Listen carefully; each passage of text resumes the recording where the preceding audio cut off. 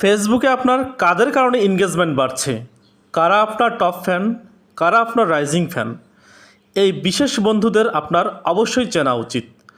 তারা যখন আপনার পোস্টে কমেন্ট করবে তখন তাদের নামের পাশে শো করবে টপ ফ্যান কিংবা রাইজিং ফ্যান।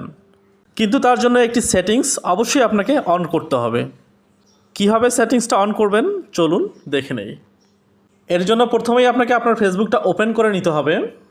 একদম কর্নারে দেখবেন একটা প্রোফাইল পিকচার দেওয়া আছে, এর উপরে একটা ক্লিক করে দিতে হবে। এবার প্রফেশনাল ড্যাশবোর্ড, এর উপরে একটা ক্লিক করে দিচ্ছি। এবার এখানে আসলে দেখতে পারবেন গ্রোথ নামে একটা অপশন দেওয়া আছে, এর উপরে একটা ক্লিক করে দিচ্ছি। এবার এখানে আসলে দেখতে পারবেন গ্রোথের নিচে কয়েকটা বার দেওয়া আছে। এই বারগুলোকে একটু ডান দিকে সরালে দেখতে পারবেন ফ্যান এনগেজমেন্ট নামে একটা অপশন দেওয়া আছে, এটাতে একটা ক্লিক করে দিন।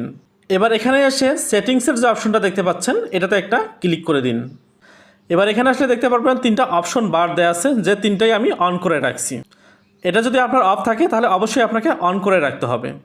প্রথমটা অন থাকার কারণে প্রতি সপ্তাহে আপনাকে অনেক বেশি পরিমাণ এনগেজমেন্ট কে দিচ্ছে সেটা আপনি বুঝতে পারবেন। দ্বিতীয়টা অন থাকলে আপনি বুঝতে পারবেন আপনার টপ ফ্যানকে, এই টপ ফ্যানদেরকে আপনার শো করবে আপনি যদি দ্বিতীয়টা অন করে রাখেন। এবং একদম নিচেরটা যদি আপনি অন করে রাখেন তাহলে আপনার রাইজিং ফ্যানকে সেটা আপনাকে শো করবে। অর্থাৎ এরা যদি এখন থেকে আপনার পোস্টে কমেন্ট করে তাহলে তাদের কমেন্টের পাশে এই টপ ফ্যান ব্যাস কিংবা রাইজিং ফ্যান ব্যাস অবশ্যই শো করবে। ব্যাস এভাবে আপনি বুঝতে পারবেন আপনার পোস্টে কারা বেশি লাইক করছে, কমেন্ট করছে, শেয়ার করছে। ধন্যবাদ।